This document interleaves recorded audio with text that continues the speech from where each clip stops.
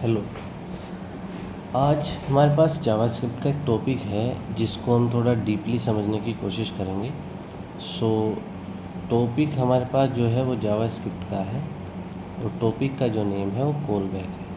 ठीक है। काफ़ी बार इंटरव्यूज़ में पूछा जाता है और अदर टॉपिक्स के साथ भी इसका बहुत लिंक होता है। जैसे कि जब आप हायर लेवल पर कोडिंग करेंगे तो वहाँ पर भी इसका काफ़ी यूसेज होता है। जैसे कि एपीआई कॉलिंग में, डेटाबेस क्वेरीज में उनको हैंडल करने के लिए भी कॉलबैक का यूज़ किया जाता है। मेनली अगर हम इसको रियल लाइफ से कनेक्ट करें तो कॉलबैक का मतलब आप ऐसा समझ सकते हैं जैसे कि एक ए यूज़र है और एक बी यूज़र है। अगर ए यूज़र बी यूज़र को किसी भी पॉइंट ऑफ व्यू से कुछ काम करने के लिए बोल देता है, मान लीजिए जैसे कि ए ने कहा कि मुझे तुमसे बी से कुछ काम है लेकिन मैं आपको बाद में बुलाऊंगा। ये बाद में बुलाने का जो मतलब है, मतलब ए ने कहा, सिंपल आप समझ सकते हैं, ए ने बी को कहा कि मैं आपको बाद में बुलाऊंगा जब मेरा काम पूरा हो जाएगा। ठीक है। यहाँ पे दो चीज़ें आई हैं। पहला कि ए जो है वो बी को बाद में बुलाएगा जब उसका काम कंप्लीट हो जाएगा, मतलब कि ए एक फंक्शन है, बी एक फंक्शन है। जैसे ही फंक्शन ए का काम पूरा हो जाएगा तो ये बी को बुलाएगा और बी को बुलाने पर मतलब कि बी फंक्शन एग्जीक्यूट होगा। सिंपल। पहले ए फंक्शन एग्जीक्यूट होगा, इसका काम पूरा होगा, जितना भी एग्जीक्यूशन यहाँ पे ए का होगा। जैसे ही ए का एग्जीक्यूशन पूरा होता है वो बी को कॉल करेगा और बी को कॉल करने के बाद इसको एग्जीक्यूट करेगा। तो बी ही यहाँ पे as a call back treat किया जाएगा। ठीक है। इसको मैं आप एक रेस्टोरेंट के एग्जांपल से समझते हैं। मान लीजिए मेरे पास एक रेस्टोरेंट का एग्जांपल है। मेरे पास एक रेस्टोरेंट है। ठीक है। सिंपल हम रेस्टोरेंट के अंदर दो चीज़ों को लेंगे। पहला कि इस रेस्टोरेंट के अंदर एक तो है कुक हमारे पास, दूसरा मेरे पास है कस्टमर। ठीक है। एक मेरे पास हो गया कुक, दूसरा मेरे पास हो गया कस्टमर। दोनों को हम एज ए फंक्शन ही ट्रीट करेंगे। मान लो मेरे पास एक, पहले मैंने फंक्शन बना दिया कुक का। ठीक है। इसके अंदर भी यहाँ कुछ कॉन्सोल्स होंगे। मान लीजिए पहले कुक क्या करता है, console डॉट लॉग, ये क्या है, खाना बना रहा है अभी। ठीक है। खाना अभी बना रहा है, हमने इसको सिंपल लिख दिया, ये भी खाना बना रहा है। कुक ने कहा कि जैसे ही मेरा खाना पूरा हो जाएगा, इसने कहा जैसे ही मेरा खाना पूरा हो जाएगा, मतलब अब इसका खाना जो है वो कंप्लीट हो चुका है, बना चुका है ये खाना।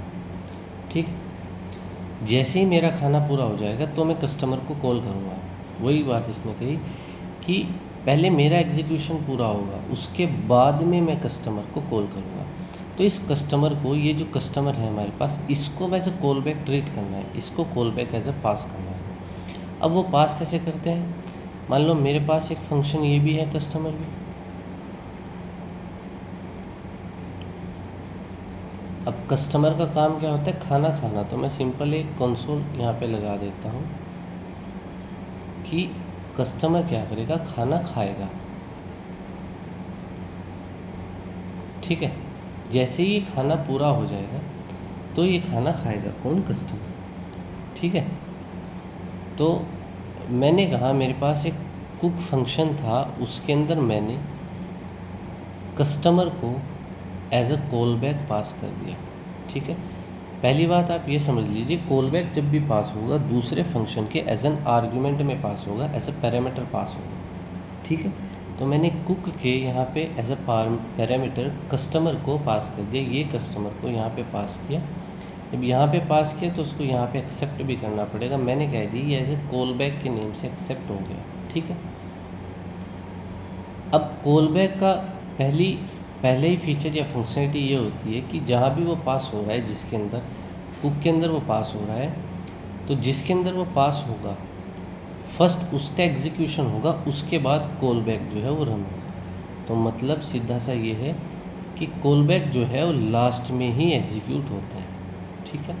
जब खाना बन रहा है, खाना कंप्लीट हो चुका है, जैसे ही खाना कंप्लीट हो गया उसके बाद में इस कुक फंक्शन ने इस कस्टमर को कॉल किया या इस कस्टमर को बुलाया।